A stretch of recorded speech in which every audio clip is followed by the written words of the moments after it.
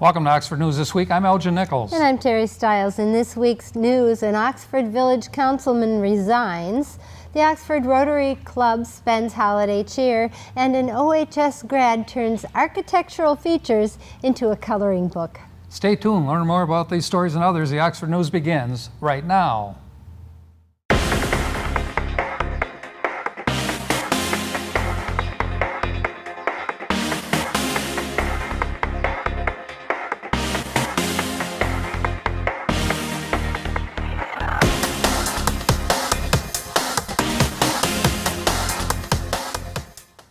The Village of Oxford Council met in response to citizen complaints after 60 tickets were issued by the village to residents for failure to clear snow from sidewalks.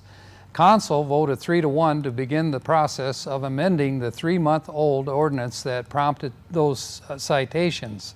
Council members expressed concern over the amount of snow which would be required clearing and the time frame it must be done. Village President Joe Frost said, given the amount of snowfall the area received on November 26th, he didn't think it warranted 60 tickets, and 12 hours to clear sidewalks is not enough time. Council members also wanted to see language added allowing for a warning before issuing tickets. Of the 60 tickets handed out, 33 have been paid, according to Village Manager Joe Madure. Other factors have been brought up by citizens, such as age and condition of certain homeowners. We await more on the upcoming changes to the ordinance. Anger and frustration was visible from horse country residents at a recent Oxford Township meeting. A vote to replace a longtime planning commissioner, Callie Rosner, had these residents so angered they raucously disrupted the meeting, which led officers from Oakland County Sheriff's Office to ask people to leave after they failed to heed the same request from Oxford Township Supervisor Bill Dunn. Property owners from Oxford, Metamora, Dryden, and Addison Townships stated they had no idea who the new appointee was and that horse country would not be represented on the Planning Commission. However, Township Treasurer Joe Ferrari corrected their assumption by explaining the new appointee was a lifelong resident who does in fact live in the northeast corner of the township, which is considered by some to be horse country. Despite protests, Township officials voted 7-0 to appoint Meg Knopf, who lives on Gardner Road and will hold a 3-year term beginning January 1st, 2019 and ending December 31st, 2020. A petition asking Township officials to reappoint Rosner Myers was submitted to the board, signed by 12 people. And last week, the Oxford Village Council voted 4-0 to accept the immediate resignation of Councilman Eric Dolan, who did not attend the meeting. Dolan, who was appointed to council in April 2016 and elected in November of that same year, submitted his letter of resignation on December 10th. In the letter, Dolan wrote he had contemplated his decision for many months as he's grown tired of the struggle to improve the village with the current deliberative body. Council must appoint a new member at its January 8th meeting, which begins at 6:30 p.m. The deadline to submit a resume or a cover letter or a completed application obtained from the village office is noon on Thursday, January 3rd. Applications can be obtained by calling 248-628-2543 or sending an email to manager@thevillageofoxford.org. In his third full year of being Oxford Schools superintendent, Tim Throne was given a glowing review by the Board of Education at the last board meeting. Board President Tom Donnelly read part of the board members' joint statement saying that Throne promotes and projects a positive image of Oxford Community Schools.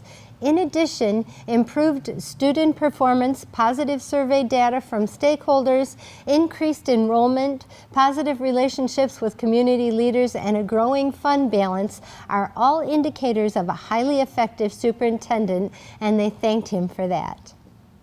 Oxford school administrators are looking at ways the school's building can be improved in 2019.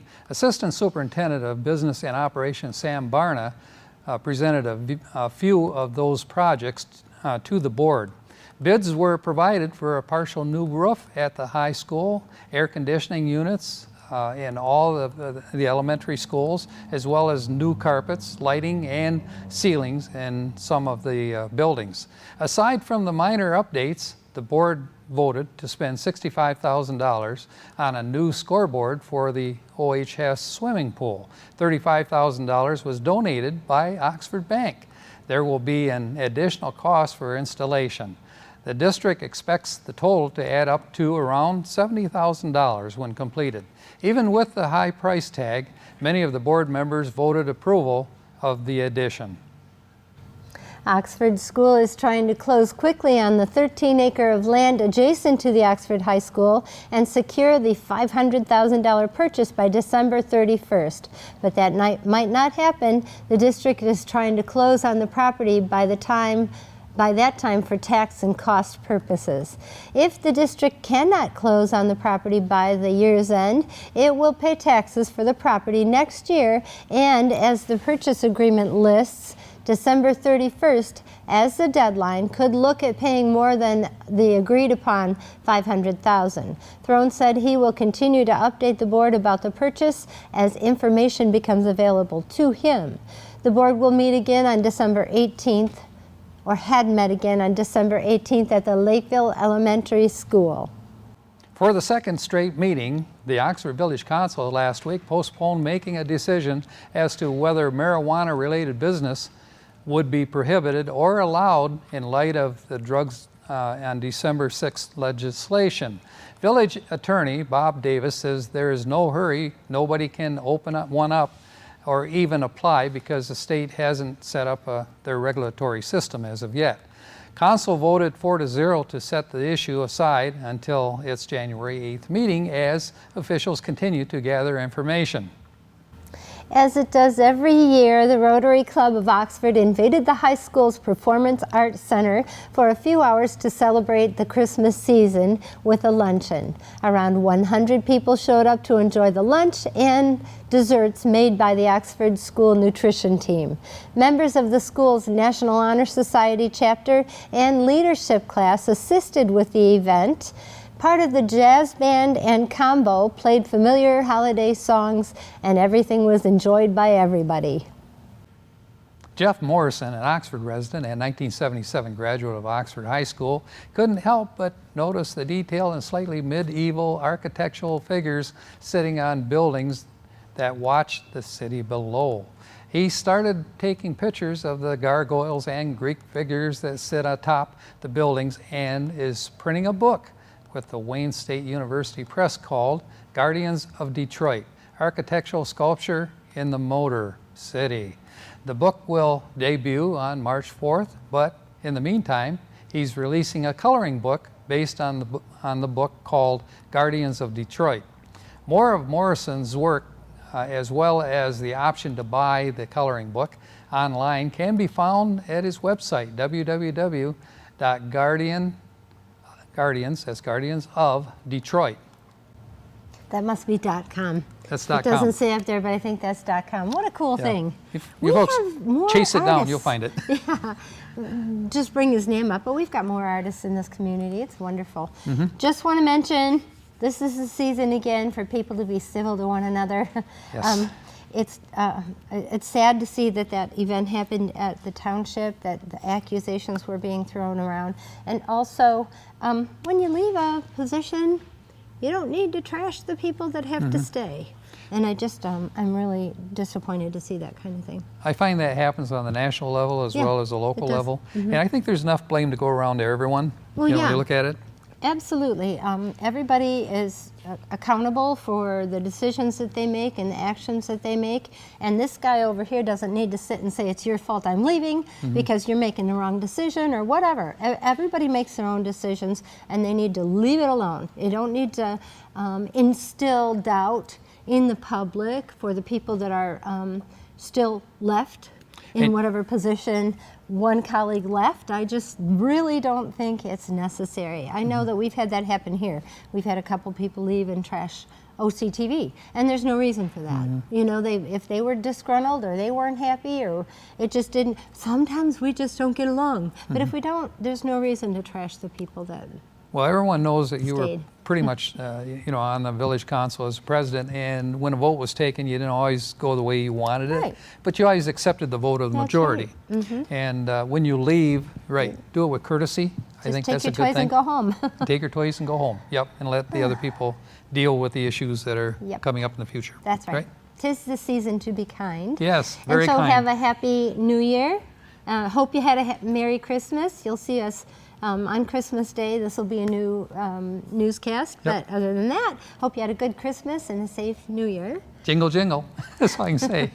Happy New Year. Happy New Year. And that's it for Oxford News this week. If you'd like to learn more about these stories and others, you can catch us on our website at occtv.org, on YouTube, and of course our regular cable Charter Spectrum Channel 191 and AT&T Channel 99, or get the newspaper. Yes, definitely. Coming up soon, OCTV's very own Cody Wright with school sports and schooling around, incorporating great topics with Alexis Ware. And you won't want to miss Auto Talk and Science in the News with Dave Kenny. I'm Terry Stiles. Thanks for watching Oxford News this week, where we bring your news closer to home. I'm Elgin Nichols. Remember, always be kind to your friends and neighbors, and thanks for watching.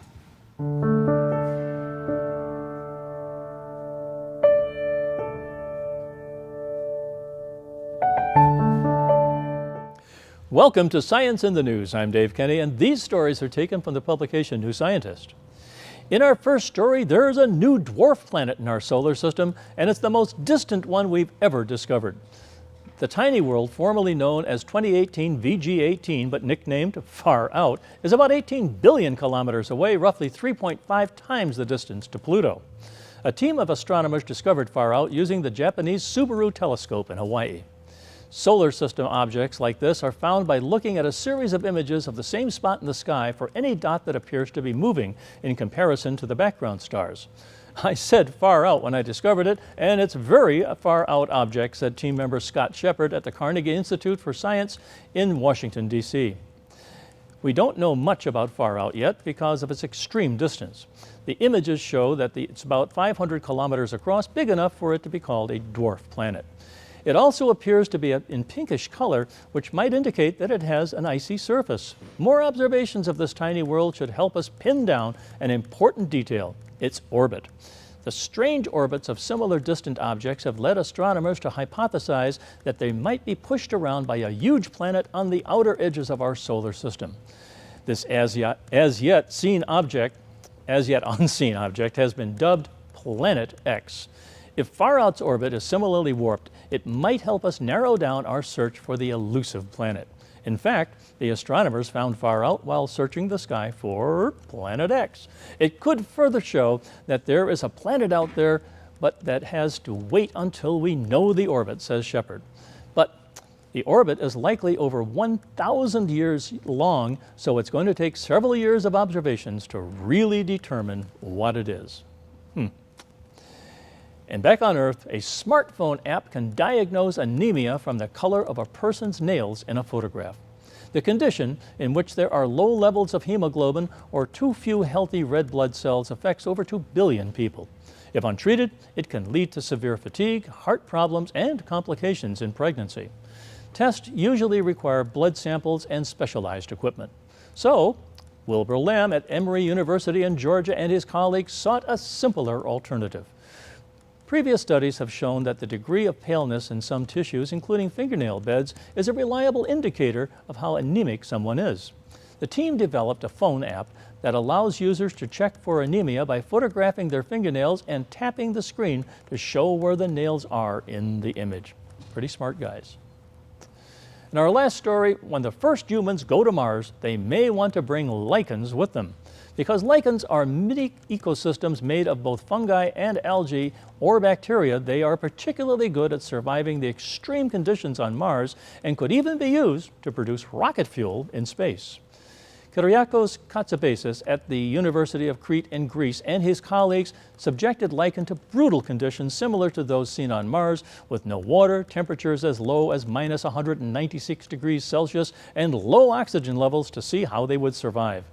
They found that as long as the lichens were deprived of water before they experienced extremely low temperatures, which the team achieved by dipping the lichen in liquid nitrogen, they were able to recover almost completely. While we don't know exactly why lichens are so good at coping, Katsabesis says that it's likely to do with some of the symbiosis between the fungi and the algae. Each of these two partners is sensitive to different stressors, so they can shore one another up. Despite their exposure to an unfavorable environment or to repeated extreme conditions, lichens remained alive, Katsabesis said. The researchers say that surviving these tough conditions may make lichens particularly good candidates for lithopanspermia, the idea that life can spread through space by hitching a ride on an interstellar rock. Not only were the lichens able to survive Mars-like conditions after they were revived and placed in a more friendly environment, they went right back to producing lots of hydrogen, just like lichens normally do here on Earth. That might be a boon to explorers on long space journeys because hydrogen is a key ingredient in some types of rocket fuel. Explorers could bring lichens with them and produce their own fuel by reviving the lichens when they need more hydrogen. They could even leave the lichens behind on Mars for the next group of astronauts to revive and reuse, Katsabesis says. He says that the next steps are testing how well lichens survive through other extreme conditions in space, like high radiation levels. And good luck to them. Well, that's it for this edition of Science in the News. I'm Dave Kenny. Stay tuned to Oxford Community Television. Hello and welcome back to School News. I'm Alexis Ware. Last week, we touched a little on suicide awareness on the show and on Schooling Around. This week, we would like to give a huge shout out to the people over at the American Foundation for Suicide Prevention and to Oxford Middle School. Some of you may know this past week, the middle school and high school were participating in their annual Penny Wars. And on Friday, the middle school held an assembly to announce where those proceeds will be going. They raised a total of $8,823.59. The total amount was handed over in a huge check to Steve Wundum, representative of the American Foundation for Suicide Prevention, by some of the students. For the assembly Friday morning, they also had two very special guests. A few of you may recognize them. Two Oxford alumni, Dylan Koss and Riley Junti, were there to give the students a reminder to show each other some compassion and to spread positivity. Back in their high school days, they both were a part of making the high school group We Matter. They both shared memories from their youth and what it was like for them growing up and some of the positive outlets they used when they felt lost in hopes to encouraging the students. The Wildcats certainly are continuing to do a wonderful job in their community and the world around them. In a recent board meeting, 2 students from each elementary school were recognized and given awards. Congratulations to those students and families. One student, however, was unable to personally accept her award.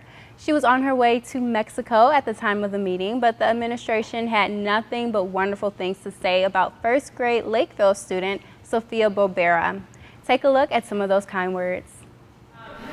I tried to fit in her suitcase, but I just wouldn't fit.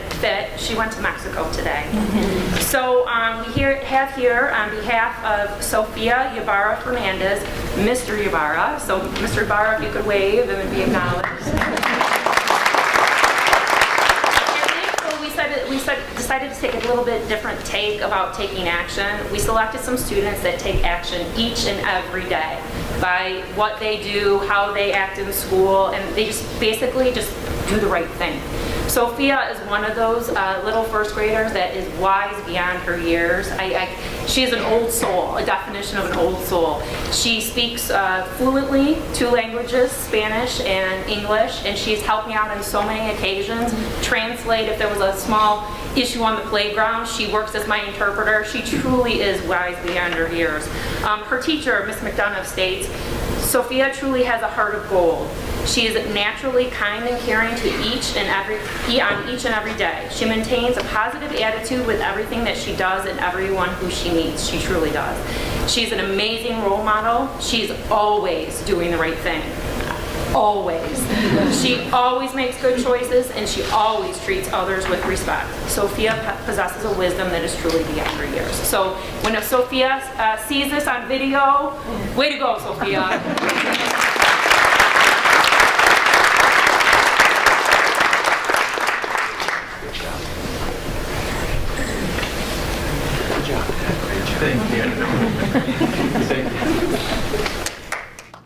Congratulations, Sophia. This week we're focusing on each individual student who goes out of their way to make a big impact, even if they don't realize it. And every week we like to recognize at least one student by having them on the show to encourage other students and to thank them for a job well done. If you know of a student in any of our community schools who demonstrates qualities like these, please contact us on Facebook at Oxford Community Television or via email at occtv.org. Include the name of the student, why you believe they should be on the show, and the school they attend. And that about does it for this week's school news. Remember to spread some positivity over the break and well after. But don't go anywhere yet. Next is Cody Wright with School Sports. What's happening, Wildcat fans? Cody Wright back here once again for this week's Sports Report. This last week being the week before we take a break for the holidays was a good one, so let's dive right in and check it out. First off, the boys basketball team continues to dominate this season. The varsity club took on undefeated Waterford Kettering last week, taking the win and ending their 4-0 streak 52-47. Trey Townsend led the team with 17 points and 20 rebounds. Michael Raish also putting up 12 on the night and blocking 6 shots. Head coach Steve Ladlaw says the ball handling from Logan Coughlin, DeWavy Turner, Nolan Hiller, and Connor Nicholson was instrumental in the game. The JV and freshman team also both took down Kettering, JV 54-41 and freshman 58-32. The boys then took on Royal Oak on the road. All 3 clubs played freshmen absolutely smoking them 58-19. The JV club getting the win as well 57-40, and the varsity boys finishing up the evening with a 51-36 win. All 3 games didn't come close. The boys are on fire this season, and we can't wait to see where that takes them. On the flip side, the girls basketball team took on Romeo here at home on Tuesday. The freshman game was close going into overtime. That was a great game to watch, but a bit too close for fans' comfort. Although it did end well, the girls coming out on top 35-33. The JV team played very well on top of that, taking the win by a 10-point deficit 30-20. However, the varsity girls struggled. Romeo's girls were quick and very tall, which was hard to cover. The night ended with the girls taking the loss 35-22. On a different note, all 3 Oxford cheer teams finished in first place at the Rail Splitter Invite on December 11th. Oxford is one of the very few schools in the league with a freshman, JV, and a varsity team. And to see all 3 of them perform so well is a great sign. The girls won't be back, though, until after the holiday break when they will compete at the OAA White competition on January 10th. The Oxford and Avondale United hockey team has shown somewhat of an improvement in their last few games. They took on Port Huron on the road and took the win 3-2. However, returned home and fell to Grand Blanc 8-0 2 days later. The next day, the boys took on Bloomfield once again at home and fell in a close game 2-1. I've been saying it all year, this team has a small bench and it certainly qualifies as a rebuilding year. The boys are showing progress, which is definitely a good sign. Also, the boys swim and dive team took on Rochester here in home waters last Thursday. So far, so good this season. We took the win 105-80. The boys are now set to dive in against Berkeley here at home before taking a break for the holidays.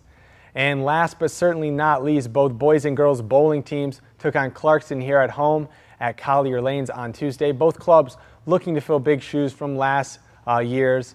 Took the wins both 19-11, both boys and girls. Well, folks, that's all for this week's report. For any more info on these events and more, go to oxfordathletics.org. There's plenty of game breakdowns, statistics, and rosters there for you to look at. Once again, that is oxfordathletics.org. While you're at it, might as well check us out at occtv.org. All of our coverage of these events and more can be found on our YouTube page, which you can access through the website. Once again, that is occtv.org. I want to thank you all for watching and remind you to tune in next time. But until then, I'm Cody Wright. Go Wildcats. Welcome to this edition of Auto Talk. I'm Dave Kenny, and these stories are taken from the publication Automotive News. In our first story, 9 months after promising dealers it would bring back suicide doors on its Continental sedan, Lincoln on December 17th confirmed the vehicles will be in showroom next summer as part of a very limited run for the nameplate's 80th anniversary. The 2019 Continental Coach Door Edition will have a wheelbase 6 inches longer than the standard sedan to accommodate the same type of rear hinge doors that were first offered on the vehicle in 1961. It's an effort by executives to leverage the brand's glory years and spark interest in a vehicle whose U.S. sales have fallen dramatically since re-entering the market only a little more than 2 years ago. Lincoln said it would make just 80 suicide door Continentals for the 2019 model year. It will also make a limited number of 2020 model year vehicles, although it declined to provide a number. Lincoln plans to sell the suicide door models for more than $100,000 each, but specific pricing wasn't announced. The base model starts at $47,140, and that's $46,144 plus $995 destination and delivery. Coach doors, also known as suicide doors, date back to many pre-World War II vehicles. Lincoln was considering them as recently as 2007, Automotive News reported at the time. It was a source of tension among designers then. Conventional rear doors won out during the process because they were deemed more feasible for a production vehicle. Now, though, designers say the doors help show off the vehicle's lush interior, which will include a pass-through console and features a stowable tray table with a tablet holder and wireless charging pad. The vehicle will be powered by a 3-liter twin-turbocharged V6 engine and will be available only in a high-end Black Label trim. Continental sales have plummeted 30% this year through November, and its U.S. future may be in doubt, although it continues to be a hot seller in China. Lincoln produces the vehicle alongside the Ford Mustang in Flat Rock, Michigan, where it plans to eliminate 1 of 2 daily shifts in the spring. Well, over at FCA, Fiat Chrysler Automobiles plans to reopen its long-idled Mach 2 engine plant in Detroit as an assembly plant to build 3-row Jeep SUVs, the Detroit News and CNBC reported in December 7th, citing multiple sources familiar with the plans. The newspaper said FCA plans to build a new 3-row version of the Grand Cherokee in the plant for the 2021 model year. It would be the first new assembly plant in Detroit since Chrysler opened up its Jefferson North plant in 1992. The move will allow FCA to retool Jefferson North for the next generation Jeep Cherokee without interrupting the flow of its profit-rich SUV to dealerships, the news reported. The newspaper said a public announcement was expected 2 weeks ago. FCA has already approved plans to retool its Warren truck assembly plant just north of Detroit, currently making the Ram 1500 Classic in order to produce Jeep Wagoneers and Grand Wagoneers. FCA idled the Mach 2 engine plant in 2012. The Detroit News said the plant is expected to add some 400 new jobs in the city as part of the announcement, but did not give a source for the estimate. And on the recall front, certain 2018 and 2019 Tacoma pickups are subject to a brake master cylinder defect that could significantly reduce the performance of its front brakes. Toyota Motor Corporation issued 2 separate safety recalls that affect about 143,000 Toyota Tacoma, Toyota Land Cruiser, and LX 570 vehicles worldwide. In the first recall, Toyota said that the Land Cruiser and LX 570 are susceptible to a seatbelt tension sensor malfunction that could deactivate the passenger front, knee, and side airbags. A Toyota spokeswoman told Automotive News that there were about 95,900 Land Cruiser and LX 500 SUVs from the 2008 and 2019 vehicle model years worldwide involved. She said about 89,700 of those were in the U.S.